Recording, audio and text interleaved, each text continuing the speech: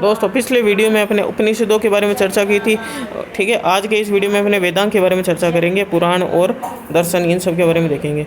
तो उपनिषद के बारे में ध्यान क्या रखा था, इनकी संख्या कितनी 108 है। उपनिषद को अपन वेदांत बोलते थे, क्या बोलते थे, वेदांत, अदन है, वेदांत है, ठीक है। लेकिन ये वेदांग अलग है। वेदांत की संख्या कितनी है 6, पुराणों की संख्या कितनी है 18 है, और दर्शन की संख्या भी कितनी है 6, ठीक है। वेदांत की संख्या 6, पुराणों की संख्या 18 है, और दर्शन की संख्या कितनी है 6। आज आपके वीडियो में अपने वेदांत, पुराण और दर्शन ये सब देखेंगे।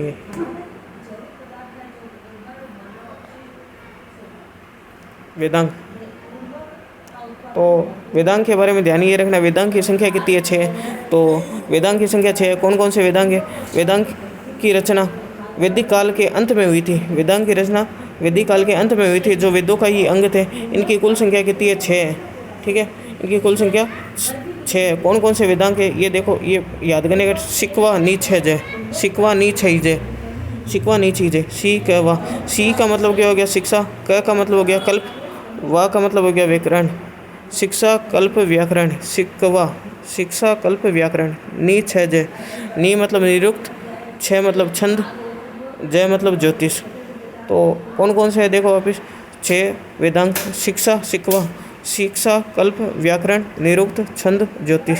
ये 6 क्या चीज़ है, ये 6 वेदांग है।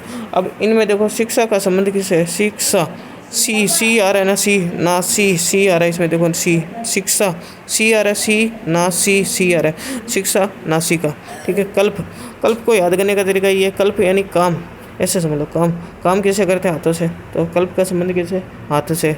कल्प का संबंध किससे, हाथ से। शिक्षा, सी नासिका, सी आ रहा है नासिका। कल्प काम, काम किसे करते हैं, हाथ से, तो हाथ हो गया। व्याकरण, व्याकरण ये बोलना, बोलते किसे, मुँह से, तो व्याकरण का क्या हो गया, मुँह हो गया।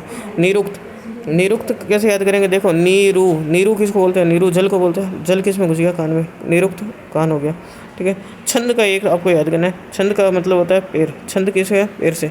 और ज्योतिष, आंखों की ज्योति, आंखों की ज्योति, आंखों की ज्योति, ज्योतिष आंख से संबंधित हो गया। एक बार वापस देख लेते हैं, शिक्षा, सी याद करो, सी नासिका, शिक्षा नासिका। कल्प, कल्प यानी काम, काम किससे करते हैं, हाथ से, तो हाथ हो गया। व्याकरण, व्याकरण मुंह से बोलते हैं, मुख हो गया। निरुक्त, निरु यानी जल, जल किस में चला गया, कान में। छंद किससे, छंद यानी पैर हो गया। और ज्योतिष आंखों की होती है, ज्योतिष आंखों की। ये अपने क्या चीज़ है, 6 वेदांग है, ठीक है। इनके याद करने की ट्रिक है, शिकवा नीचे जय, शिक्षा कल्प व्याकरण निरुक्त छंद ज्योतिष, ये 6 अपने क्या चीज़ है, वेदांग है। अलंकार को वेदांग घटक में शामिल नहीं किया गया है, अलंकार को वेदांग घटक में शामिल नहीं किया गया। आगे चलते हैं अपने पुराणों पे, ठीक है।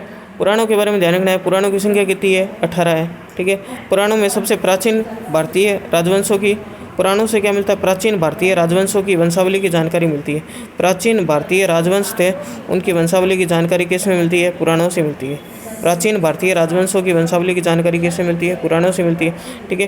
पुराणों की रचना किसने करी है, पुराणों की रचना महर्षि लोमहर्ष ने व उनके पुत्र उग्र सर्वा ने की है। लोमहर्ष व उनके पुत्र उग्र सर्वा ने क्या करी है, पुराणों की रचना की है, ये ध्यान रखना अपन को। अब देखो ये मत्स्य पुराण, मत्स्य पुराण क्या चीज़ है, मत्स्य पुराण सबसे प्राचीन व प्रमाणिक पुराण है। सबसे प्राचीन पुराण पूछे तो सबसे प्राचीन पुराण कौन सा है, मत्स्य पुराण है। और विष्णु, ठीक है, विष्णु पुराण से किसकी जानकारी मिलती है, ये पूछा हुआ है प्रश्न, तो इसको याद करने का तरीका बताता हूँ। देखो विष्णु में विष आ रहा है, विष, ठीक है। जब कोई आदमी विष पिएगा तो क्या हो जाएगा, मर जाएगा, मर से बन गया मौर्य। विष्णु पुराण से किसकी मौर्य वंश की जानकारी मिलती है, ठीक है। विष्णु पुराण, जब कोई आदमी विष पिएगा तो क्या हो जाएगा, मर जाएगा, तो मौर्य वंश की जानकारी मिलती है। ये अपन को ध्यान रखना है विष्णु पुराण के बारे में।